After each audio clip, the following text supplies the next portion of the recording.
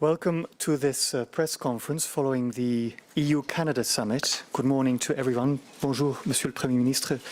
Welcome, President of the Council and the President of the Commission.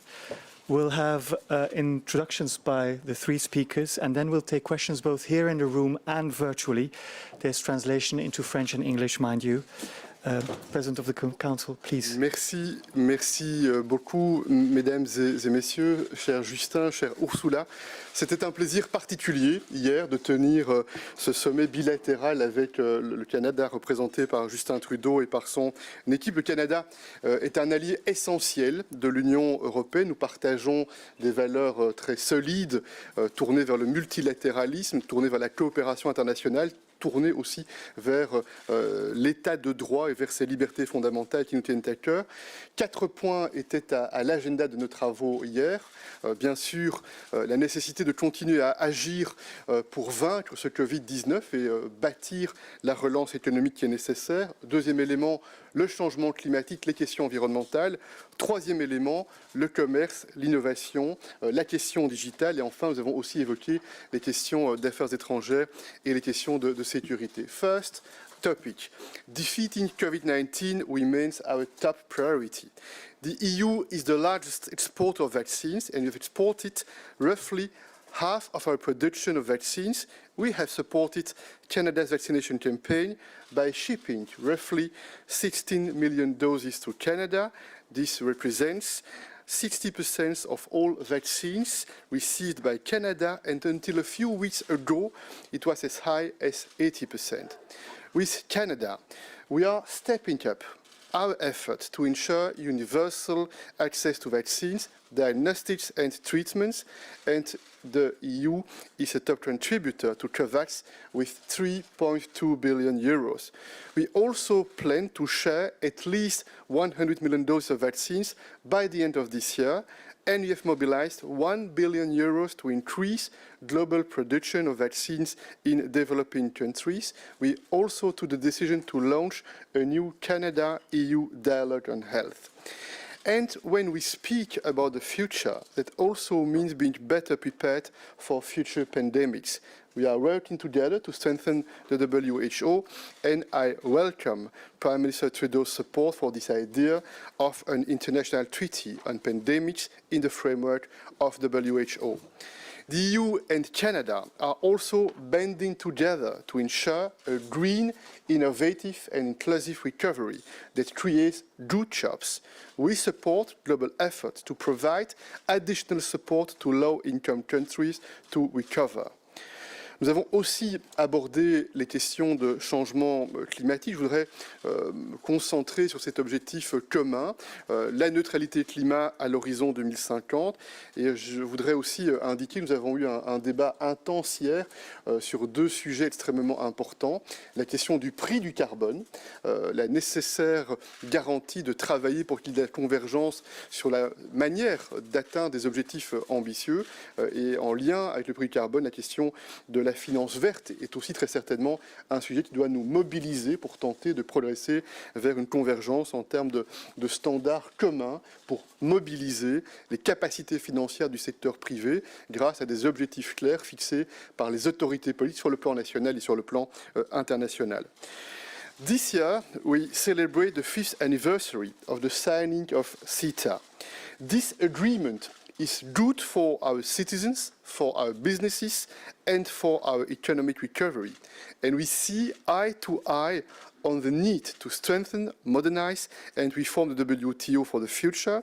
Moving forward, we must ensure the security of critical minerals and metals value chains, and we agreed to launch an EU-Canada strategic partnership on raw materials. We'll continue to enhance our cooperation on research, innovation and space. Et enfin, nous avons eu l'occasion, dans la prolongation d'ailleurs de débats intenses tout au long du week-end en lien avec le G7 en Grande-Bretagne, d'aborder les questions de sécurité internationale. Et je voudrais réaffirmer ici encore notre engagement pour la coopération internationale internationale pour le multilatéralisme et notre conviction que nous sommes dans un moment de l'histoire des relations internationales où plus que jamais, les démocraties, les sociétés libérales doivent se tenir debout pour porter nos valeurs fondamentales, pas simplement pour réagir quand nous sommes mis sous pression par des régimes autoritaires, mais pour agir afin de démontrer que nos modèles de coopération sont efficaces et permettent d'améliorer les libertés, d'améliorer les conditions de vie de nos citoyens. On a aussi l'occasion, bien sûr, d'aborder des questions plus spécifiques en lien avec des situations régionales. Et bien sûr, nous nous tiendrons disponibles pour réagir en cas de questions sur ces questions plus particulières. D'un mot, vous l'avez compris, la relation Union européenne-Canada, elle est solide, elle est étroite. Et cette rencontre hier soir a été l'occasion de donner un élan supplémentaire, d'identifier les points spécifiques pour lesquels nos équipes vont continuer dans les mois qui viennent à travailler. Il y a un canal de dialogue permanent entre le Canada et l'Union européenne que nous avons décidé de renforcer, de conforter, parce que nous mesurons bien que cette coopération, elle est utile pour l'Union européenne, pour le Canada, mais aussi pour faire progresser des sujets d'intérêt internationaux. Merci. Thank you, President. Madam President, you have the floor. Thank you so much. A very warm welcome to you. Justin, it's so good to have you here in Brussels. Of course, we did have excellent exchanges at G7, but meeting you here in Brussels gives us as Europeans the opportunity to let you know how much we value our very special partnership with Canada. We do share the same interests, we have the same values, we share the same worldview, and we have the same understanding that it is multilateralism that we want to strengthen to address today's global challenges. So indeed, yesterday we explored ways to deepen this partnership. First of all, let me have a look at the health topic. We will work hand in hand to overcome this pandemic. And indeed, the very first topic is always vaccines. There is a high demand for global vaccines. We want to make sure that Canada knows that you can count on us, that you can count on the European solidarity. Canada is the EU's top 4 export destination for COVID-19 vaccines. We have ensured an uninterrupted export of vaccines to Canada, and we will continue, of course, to do so. Now, what we really need besides vaccines is to be better prepared. So I was very grateful, Justin, for your support at the Global Health Summit in Rome, where we created the Rome Declaration, because by that we now have a roadmap to recover and to be more prepared and better prepared to deal with global health crisis in the future. We need better surveillance. We need better preparedness in the infrastructure. It would be good if we worked together, and we agreed on that, to reform WHO, because in particular we have to improve the early warning system, and we have to improve the investigative powers of WHO, because we all know that we lost precious months at the beginning of the pandemic. And as part of these lessons learned, yesterday we decided to launch an EU-Canada dialogue on health. So we will share expertise, we will share lessons learned and practices that are best practices to be better prepared and work closely together on these issues. We also discussed how to ensure that new technologies like mRNA come to Africa or, for example, Latin America. And one important step here is to find a consensual form within the TRIPS agreement. So here also thank you for the cooperation. On climate change, EU and Canada will also work closely on fighting climate change. We count on Canada as our strong ally in this fight. We have discussed the way to global carbon pricing. That would be ideal if we have many supporters on carbon pricing. But of course, also in that context, how to sustain our competitiveness and the question of industrial transition and how to prevent carbon leakage. Both Canada and the European Union have an ambitious climate agenda. And we both know that it is not only about goals. It's good to have strong goals, ambitious goals. But it's about how to get to those goals. And there we offer to coordinate closely before Glasgow, because we need an ambitious agreement on with the international community to make Glasgow, the COP26, a success. I very much welcome Canada's commitment to tackling the loss of biodiversity and your decision to join the EU in banning single plastic use, because we also need to team up on our way to Kunming, to the COP15. Our planet needs us, and it needs us to set an ambitious global biodiversity framework for the COP15. It should be like the Paris Agreement, but now for biodiversity. Speaking of sustainability, we agreed on building a strategic partnership on raw materials. We, as Europeans, want to diversify our imports away from producers like China, because we want more sustainability, we want less environmental damage, and we want transparency on labor conditions. These raw materials, like, for example, critical minerals and metals, are indispensable for the green and the digital transition. On trade, we had the occasion to reaffirm our commitment to the full implementation of CETA. It is a crucial asset for our economies on our way to recovery. And the figures are quite telling. If you look at 2019, trade between the European Union and Canada increased by 25% for goods and by 39% for services compared to the pre-CETA levels. So it is good for jobs, it is good for growth on both sides of the Atlantic. And for that, we should work together to solve the issues that prevent CETA from unleashing its full potential for jobs and growth. Finally, let me mention research. As you know, the next EU budget for the next 7 years is in place, and it includes a very substantial envelope for research and innovation, our Horizon Europe program. We invited Canadian researchers to participate in our programs. We want them with us to intensify the exchanges between our innovators, for example, in bioeconomy, advanced manufacturing, clean energy, digital technologies, you just name it. And our Canadian friends were happy about this invitation, so many, many thanks to our friends and strong allies, and a very warm welcome again to Brussels here. Thank you, Madam President. Mr. Prime Minister. Merci. Bonjour à tous. Hello everyone. Merci d'être des nôtres. Nous venons de participer ensemble à un sommet très productif avec nos partenaires européens. C'est toujours un grand plaisir de m'entretenir avec le président Michel et la présidente von der Leyen. En tant qu'amis et alliés, le Canada et l'Europe partagent des priorités communes.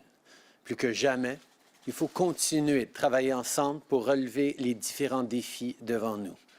On a abordé divers sujets, notamment la pandémie et l'importance de rebâtir nos économies tout en faisant croître la classe moyenne.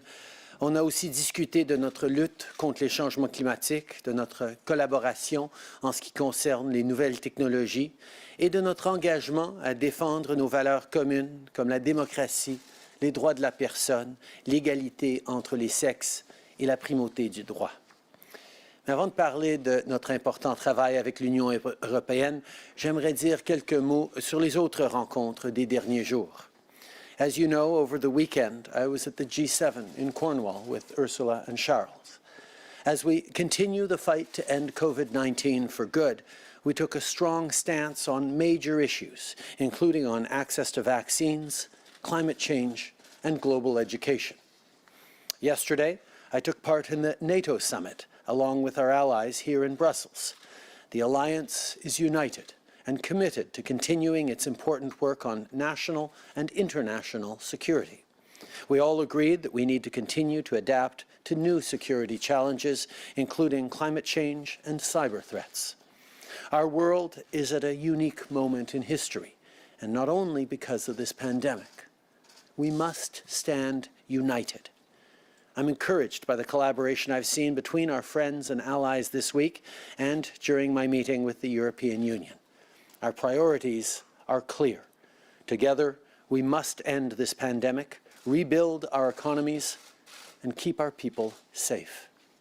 Rebuilding our economies means thinking about the future. With EU partners, we talked about what we can do to build a cleaner economy for years to come. To begin with, in order to continue creating good, green jobs for the middle class, we must secure supply chains for critical minerals and metals that are essential for things like electric car batteries. That's why Canada and the EU are launching the Strategic Partnership on Raw Minerals. This new partnership is focused on securing the supply of these critical minerals, all while creating and supporting good jobs. Of course, we can't talk about supply chains without also talking about trade agreements. On that front, Canada and the EU are continuing our partnership under CETA to create opportunities for workers and businesses alike on both sides of the Atlantic. During our summit, we advanced our work to adopt a mutual recognition agreement that would simplify border procedures while enhancing security measures. This agreement will further speed up the flow of trade between Canada and the EU and contribute to the safety and security of all Canadians. We know that we've worked very hard together, the Europeans and Canada, over the past number of years. Even as other countries were slightly more protectionistic, we were able to get many things done during an uncertain time on the global stage, which led us to strong advances for our citizens, for our economies, advances that we are continuing to build on today as we move forward at an even accelerated pace. Our government will continue to ensure all Canadians benefit from these progressive trade deals, including farmers, small and medium-sized business owners, women entrepreneurs, and the middle class. That's what Building Back Better is all about, an economy that leaves no one behind. And at the heart of that more resilient economy is climate change. Les changements climatiques et la perte de biodiversité sont des menaces existentielles. En plus de continuer nos efforts pour atteindre la carboneutralité d'ici 2050, le Canada et l'Union européenne vont renforcer leur collaboration pour développer des mesures et des technologies qui feront en sorte que la transition énergétique soit équitable pour tous. Parce que la santé de notre économie et la santé de notre planète sont liées. Plus on va créer de bons emplois verts, plus on va permettre à nos enfants à respirer de l'air propre. Et pendant qu'on travaille pour réduire nos émissions, on doit aussi en faire plus pour protéger nos terres et nos océans. On parle souvent d'une économie plus verte, mais il ne faut pas oublier de parler d'une économie plus bleue aussi pour nos océans. À ce sujet, avec l'Union européenne, on va lancer le Forum de partenariat maritime qui aura pour but d'améliorer la collaboration entre les entreprises, les gouvernements et les autres partenaires afin de mieux protéger nos océans. On veut également s'assurer que notre agriculture soit plus durable. C'est pourquoi, suite à ce sommet, on va lancer une série d'initiatives qui aidera à informer et à faire la promotion d'une agriculture plus propre auprès des agriculteurs, de producteurs et d'autres organisations. On s'engage tous à continuer de prendre des mesures concrètes pour protéger notre environnement parce que notre santé et notre sécurité en dépendent. When it comes to health and safety, job one remains ending this pandemic. And as we do that, we have to continue strengthening our health systems for today and for the future. To support pandemic prevention, preparedness, and response, we will launch the Canada-EU Dialogue on Health. This will help Canada and Europe share more information, identify emerging health threats, and work together to keep people healthy, including through mental health support. And on the subject of the pandemic and vaccines, I want to pick up on what both Ursula and Charles talked about and say thank you. Thank you not just to European leaders, but to workers across Europe who've been getting the world through this pandemic by producing life-saving vaccines. Canada's friendship and close alliance with Europe is certainly something that we have counted on, but we will continue to work together to make sure that in the future, Canada continues to be a strong partner to get us all around the world through pandemics like this. Whether it's creating jobs or ending the pandemic, whether it's making our economies more competitive in the digital world or standing up for our shared values around the globe, together, Canadians and Europeans will continue to build a better future. Alors qu'on s'apprête à rebâtir, suite à la pandémie, le partenariat entre le Canada et l'Union européenne est plus fort que jamais. Que ce soit suite au sommet d'aujourd'hui ou suite aux autres sommets de la semaine, je suis optimiste quant à notre volonté commune de créer un monde plus propre, plus inclusif et plus sécuritaire. On a encore beaucoup de défis devant nous, mais on va continuer de travailler ensemble pour les relever. Merci beaucoup, mes amis. Merci beaucoup tout le monde.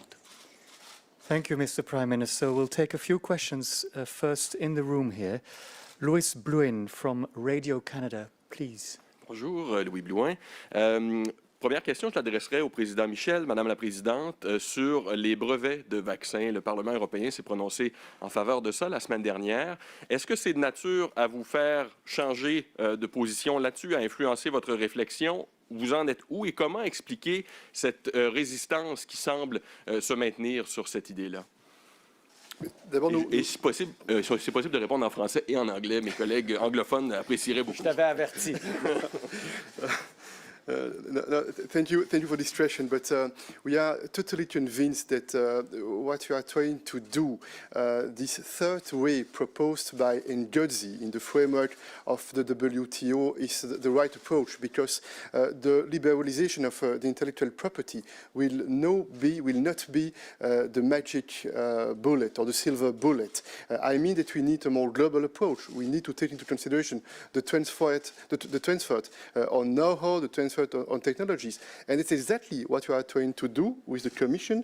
They took the decision to mobilize 1 billion euros, especially for Africa, in order to work on very concrete projects and to take into consideration this partnership between the public authorities and the private sector, and to make sure that we can increase the manufacturing capacities in Africa, for example, or in Latin America. And it's very important for us to diversify the supply chains in the future. But in the very short term, the decision to liberalize immediately the intellectual property is our opinion. We need not solve everything in the very short term.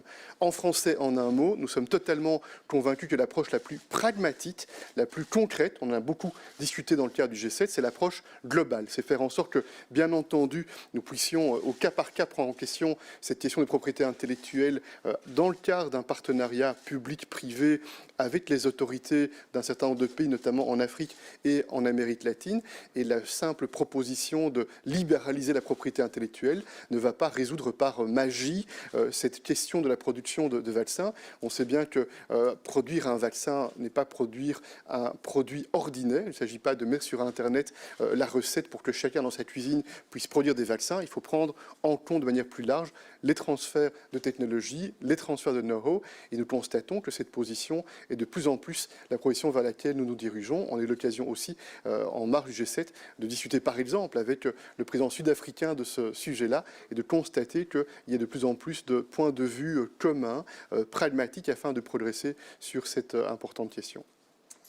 So, indeed, concerning the TRIPS agreement, first of all, there are two proposals now on the table of WTO, one from India, South Africa, and one from the European Union. And we're working closely together to find a consensual approach to have, in the end, a final text, because we share the same goal. We want that in a crisis like this pandemic, manufacturing possibilities and capacities rapidly can be brought to a region that is, at the moment, being not in the position to produce, for example, vaccines. Now, the question is, what is the best approach? There was the proposal of waiving IP rights. IP rights are the reward for innovation and breakthrough research. And the IP rights themselves do not tell the whole story of how to produce successfully a vaccine. Therefore, there is this new proposal on the table to reach that common goal, to have compulsory licensing in a crisis time like this pandemic. Of course, today we have already a lot of voluntary licensing, very successful. But with this compulsory licensing, you can combine that the remuneration of the IP rights is also decreased to the level that is necessary for those countries to manufacture, for example, at no profit or low costs. And I've been speaking with Cyril Ramaphosa during the G7, so I'm positive that we will find a consensual text, that we reach our common goal, that in crisis times, rapidly, it's a matter of speed, rapidly, the possibility to manufacture new vaccines is being brought to countries or regions that do not have it. And for that, we are showing with our initiative with Africa how this can work. You need the private sector, the producing companies, you need public investment, for example, by the European member states or the European Commission, and you need support for the legal framework, the regulatory framework, where we are working with our African friends on establishing an African Medicines Agency that enables the creation of an ecosystem to produce manufacturing capacities. The companies like BioNTech Pfizer or, for example, Johnson & Johnson are very interested in this model.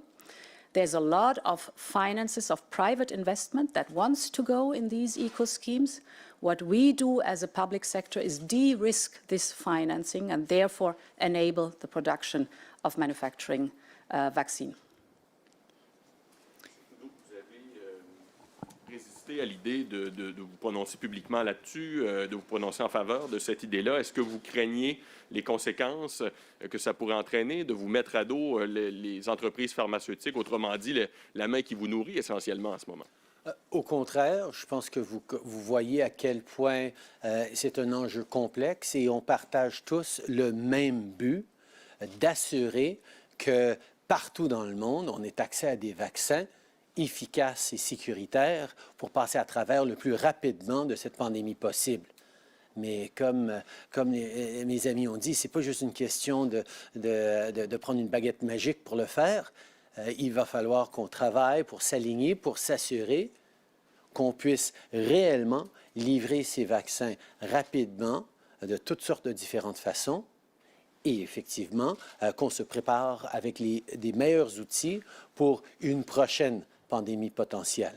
Alors, le Canada, depuis les débuts, est engagé avec tous nos partenaires, y compris et particulièrement à l'OMC, pour s'assurer qu'on trouve le moyen le plus efficace d'assurer et la protection des gens partout dans le monde et aussi qu'on passe à travers cette pandémie le plus rapidement possible.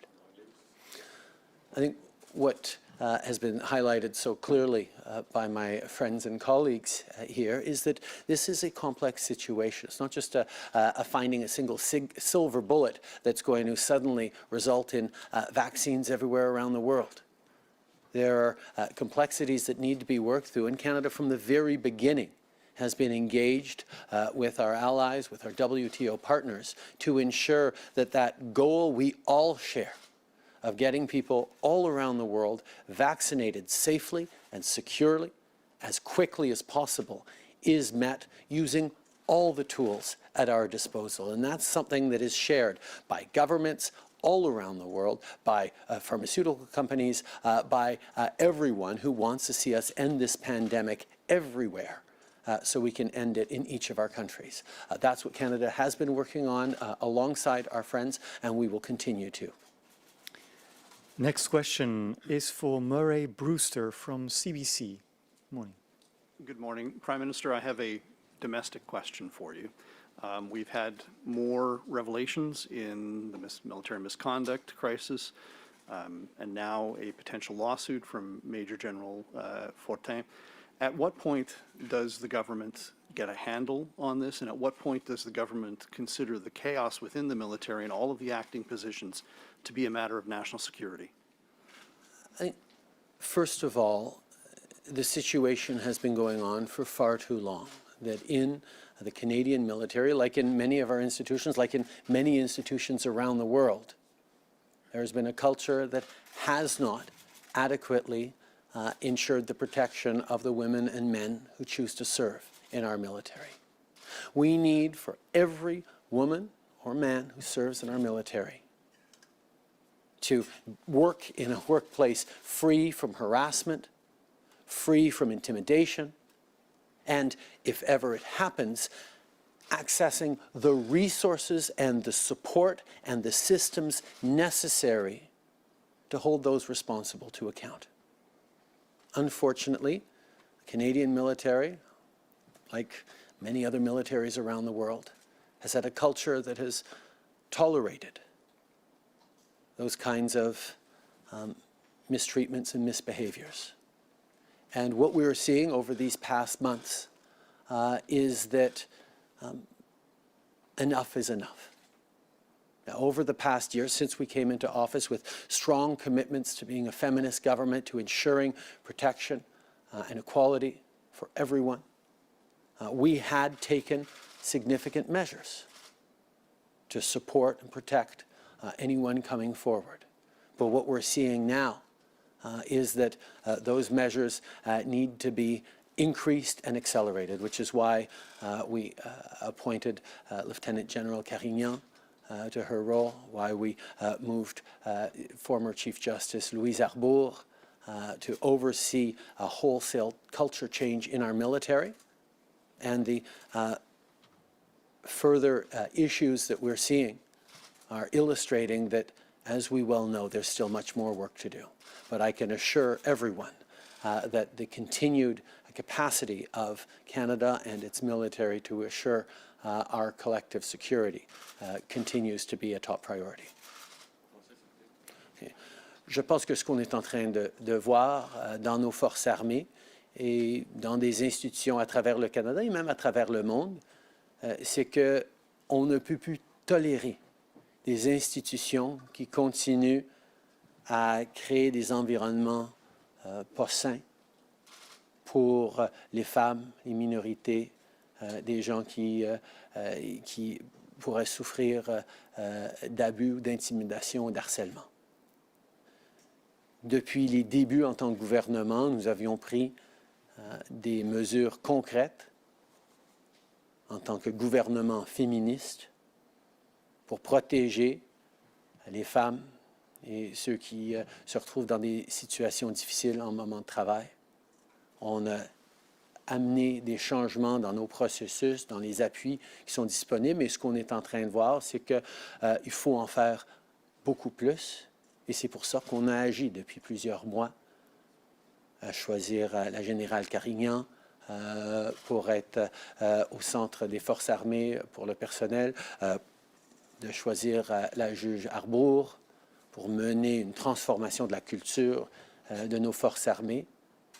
Et nous allons continuer d'assurer que quiconque choisit de servir dans nos forces armées a les appuis, d'abord, soit dans des circonstances, une culture où il y a tolérance zéro pour l'harcèlement, les agressions, l'intimidation. Mais deuxièmement, si jamais il y en a qui arrivent, ils aient toutes les ressources et tous les appuis nécessaires pour pouvoir livrer un processus juste et équitable pour rendre des comptes. Prime Minister, one follow-up to that. Major General Fortin, in what was filed yesterday, has said that he felt that his removal was arbitrary, and I'm wondering if you are confident that his removal was handled appropriately. I made a number of comments on this situation when the news first broke a few weeks ago, but because it is now before the courts, I won't be making any further comments. Next question is for Stephanie Taylor.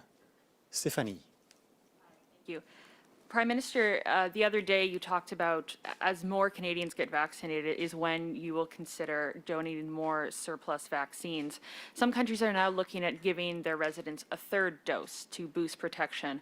So is Canada considering giving away surplus vaccines before? Is Canada considering giving Canadians a third dose of vaccine? And if so, will we be waiting to donate a surplus until Canadians get a third shot?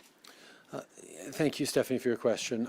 Obviously, with the announcement we made at the G7 on 100 million doses that Canada and 2 billion through the G7 is directing towards the rest of the world, we are already recognizing, as we have from the beginning, that even as we vaccinate Canadians, we need to be engaged in protecting the world, which is why we moved forward quickly in partnerships on COVAX, why we are one of the 4 countries in the world, including Germany and others, that have fulfilled and even surpassed our Act A commitments.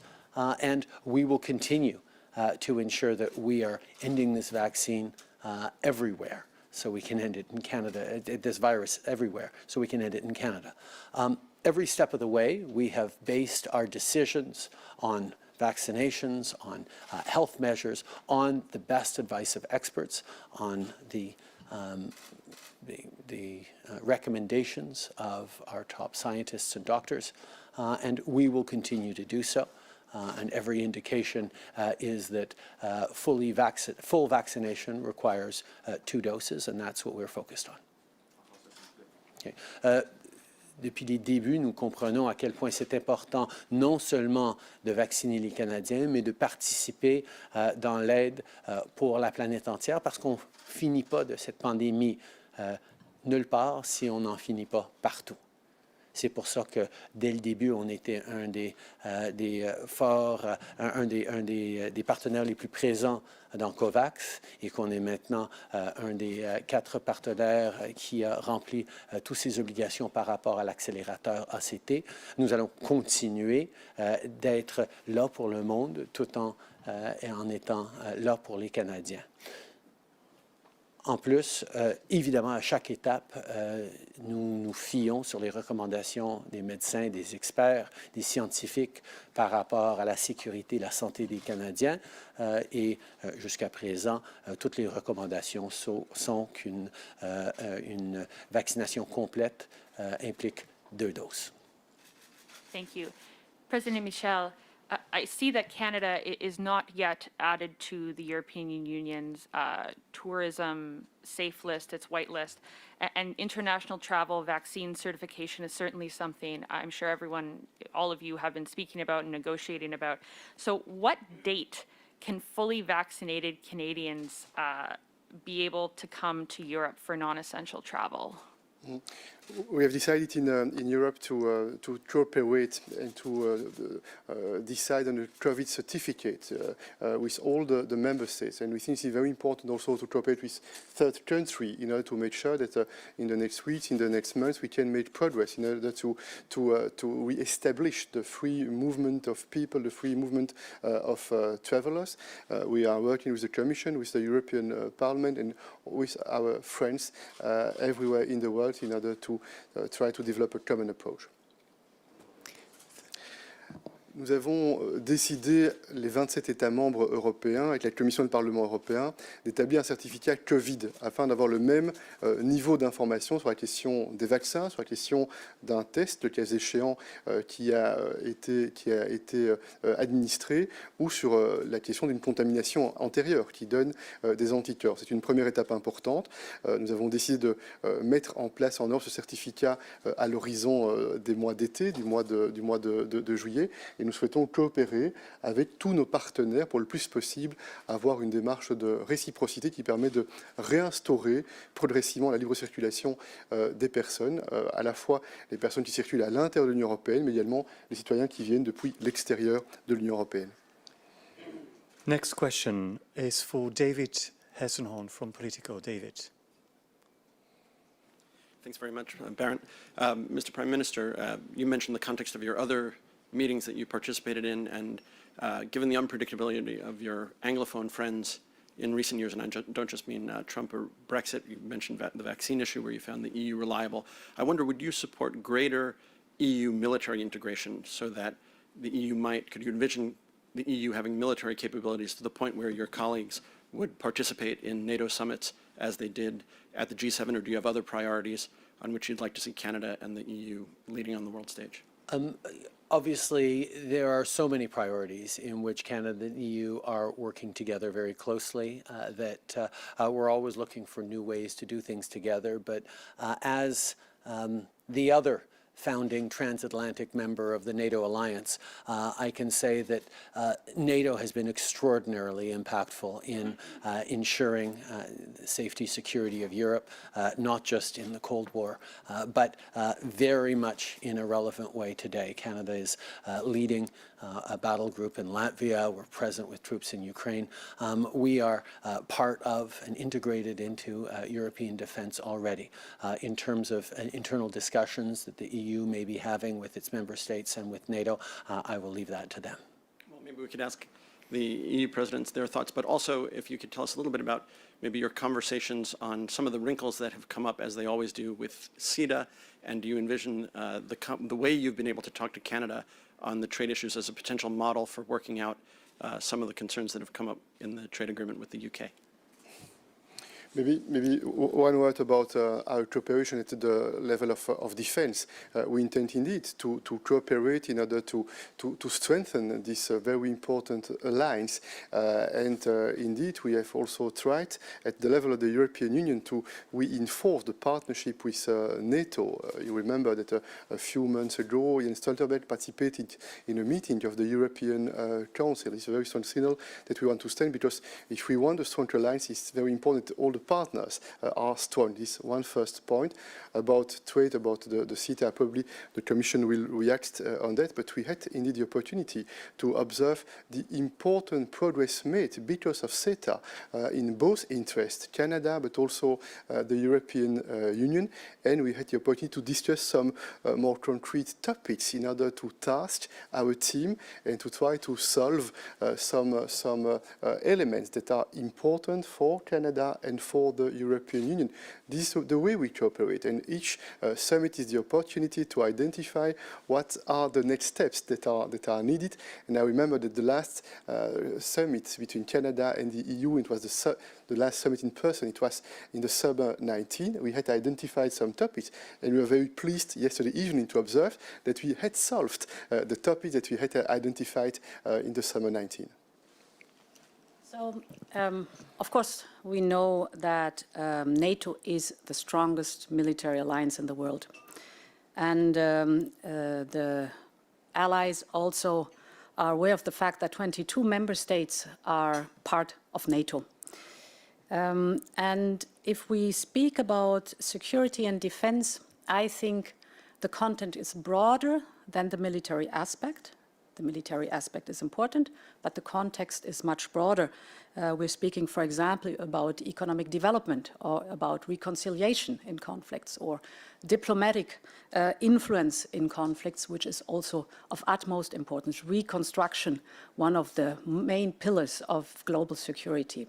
And here, the European Union is playing a very strong role. So there's a lot of complementarity between NATO and the European Union. And then there is another aspect. As I was saying, 22 member states are the cornerstone of NATO. And important is, within the European Union, a high degree of interoperability.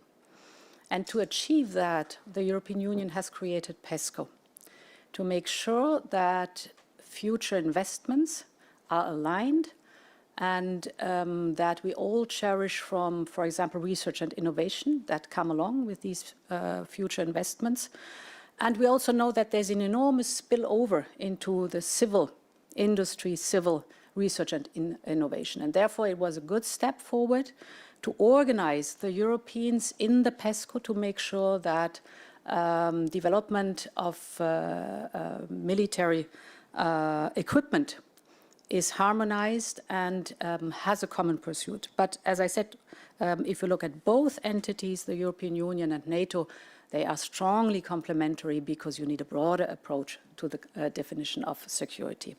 And what CETA is concerned, I think it's in both our interest to convince our constituency. And I've seen an interesting number that the EU exports to Canada are growing at a way stronger pace compared to the overall EU exports to the rest of the world. So threefold more was the growth of exports towards Canada than to the rest of the world. And that shows CETA is working. CETA is good for jobs. CETA is good for growth. And this, I think, should be convincing to our constituencies and also to the member states who still have to do some homework. And is it a model for discussions with the UK, that you do this on an unemotional level when issues come up? You know that I've always said I want a new beginning with old friends, what the UK is concerned. We see that at the beginning now there are difficulties and there are serious issues that have to be solved. I'm deeply convinced with a constructive approach and with the notion that we know it's a long-term relationship we're building here, these issues can be overcome. We know that the withdrawal agreement and the protocol are the best we could have gotten in a complicated situation. It is very good that we have the TCA. And now it's our duty on both sides to make sure that it works and to implement it. I think this is our responsibility to our people on both sides. Thank you. I'll take one more question from DPA, Verena Schmitz. Are you there? Good morning. Yes, good morning, and thank you for the question. I'm Verena Schmidt-Hoffmann with the German press agency DPA. And following up on what you just said, President von der Leyen, I would like to ask you what can be done concretely to overcome the hurdles for ratification and full implementation of CETA? And if I may, I also have a second question. We understand there's a deal in the works with the United States on Airbus and Boeing tariffs. Maybe you could confirm this. Thank you. Yes. So for the first part of your question, we know that there are practical, I'd say, just in teething problems and issues on both sides that we have to fix and to overcome. They are very important for certain constituency, without any question. So this is our duty to work on that. And in the broader context, I think the CETA is self-explaining how important and how good it is. So the communication on that is one of the major steps forward. What your second question is concerned, I am very positive that we will find an agreement on the Airbus-Boeing issue today in our conversation with our American friends. I recall very well when I had my first phone call with President Biden, it must have been in February, that at that point we had agreed on finding a solution on this aircraft dispute. And we discussed possibilities. We should not underestimate, this is the longest trade dispute in the history of WTO, so it's in our common interest to solve it, and I'm very positive and convinced that together we will deliver today. Thank you, Madam President. Mr. President and Mr. Prime Minister, we'll be publishing the EU-Canada statement on our website, so please check that. Thank you for joining us.